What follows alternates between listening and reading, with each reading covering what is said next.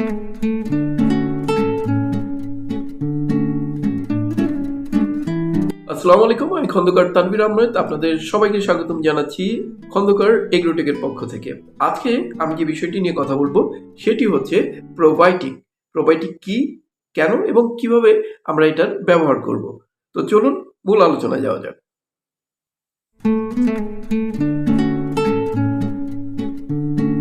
আচ্ছা, যেমনটা বলছিলাম যে প্রোবায়োটিক কি এবং এটা আমাদের কেনই বা আমাদের দরকার বা কিভাবে বা এটা ব্যবহার করতে পারি।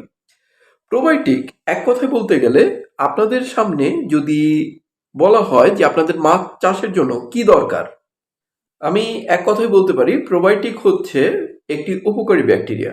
অর্থাৎ একটা পুকুরে মাছ চাষের জন্য অনেক ধরনের উপাদান থাকে, তার মধ্যে অনেক ব্যাকটেরিয়াও থাকে।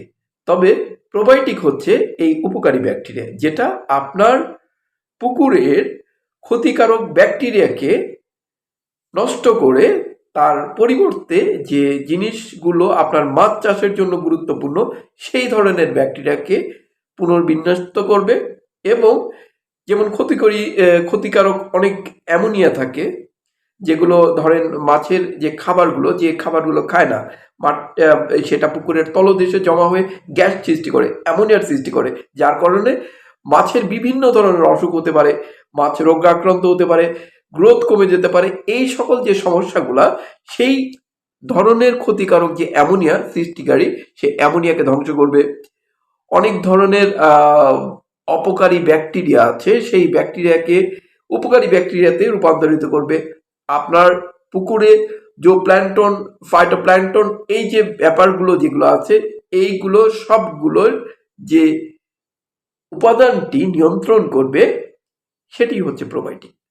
তাহলে এই প্রোবায়োটিকটা আপনার পুকুরের জন্য কতখানি গুরুত্বপূর্ণ আপনারা বুঝতে পারছেন। আপনারা আমার হাতে যে প্রোবায়োটিকের প্যাকেটটি দেখতে পাচ্ছেন, এটি হচ্ছে সাউথ কোরিয়া থেকে আমদানিকৃত প্রোবায়োটিক। তো এটি আপনারা পুকুরের জন্য ব্যবহার করতে পারেন। তাছাড়াও বাজারে অনেক প্রোবায়োটিক, ভালো ভালো প্রোবায়োটিক আছে। তবে আমি পার্টিকুলারলি যেহেতু আমার প্রতিষ্ঠান খন্দকার এগ্রোটেকের পক্ষ থেকে এই প্রোবায়োটিককে সাজেস্ট করছি। কারণ এই প্রোবায়োটিকতে আপনারা যে জিনিসটি পাবেন সেটি হচ্ছে যে পুকুরের মধ্যে আপনার মাছ চাষের জন্য প্রতি মাসেই আপনার কিছু কিছু পরিচর্যা, কমন পরিচর্যা কিন্তু থাকতে হবে মাছ চাষের জন্য। আমরা মনে করি যে একটা কথা প্রচলন আছে যে আপনার অসুখ হওয়ার চেয়ে প্রতিরোধ করাটাই শ্রেয়।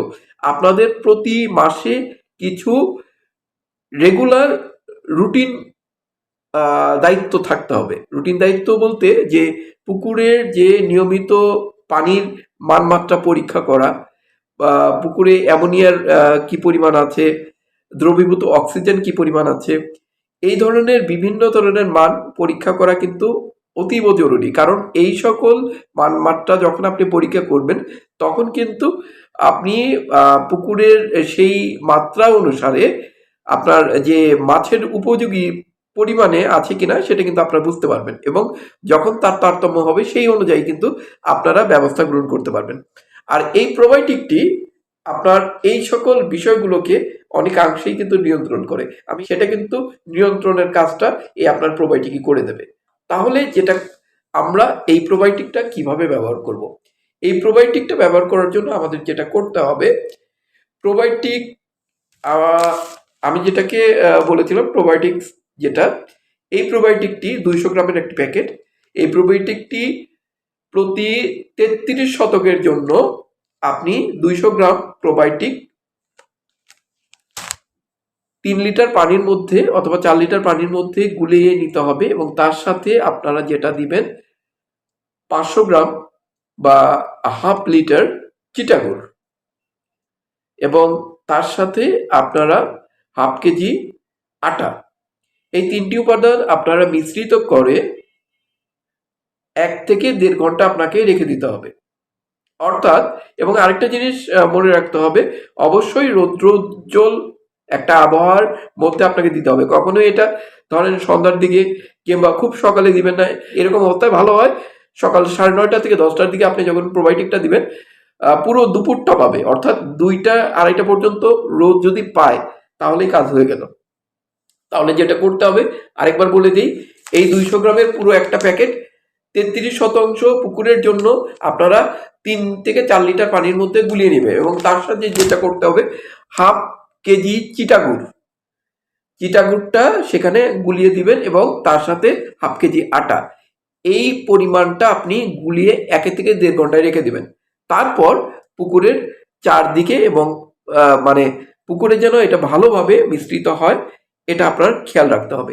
বাস, এভাবে করে যদি আপনারা অন্ততপক্ষে প্রতি মাসে 15 দিন পর পর অথবা 20 দিন পর পর আপনার পুকুরে একবার করে প্রোবায়োটিক দিতে পারেন, ইনশাল্লাহ আপনার মাছের যে ধরনের সমস্যাগুলো, গ্যাস জনিত যে সমস্যা, প্রাকৃতিক খাদ্য জনিত যে সমস্যাগুলো থাকে, আর তারপরেও আরো কিছু কিছু ব্যাপার যেগুলো আছে আমার এই ভিডিওতে আপনারা নিয়মিত যদি ফলো করে থাকেন, তাহলে এই মৎ চাষ বিষয়ক বিভিন্ন ধরনের টিপস আপনারা কিন্তু পাবেন। আশা করব আপনারা সবাই আমার চ্যানেলটি সাবস্ক্রাইব করে রাখবেন, পরবর্তীতে কোনো ধরনের ভিডিও আসার সাথে সাথেই আপনারা পেয়ে যাবেন। আর যারা ইতিমধ্যে সাবস্ক্রাইব করেছেন তাদের জন্য তো অসংখ্য ধন্যবাদ।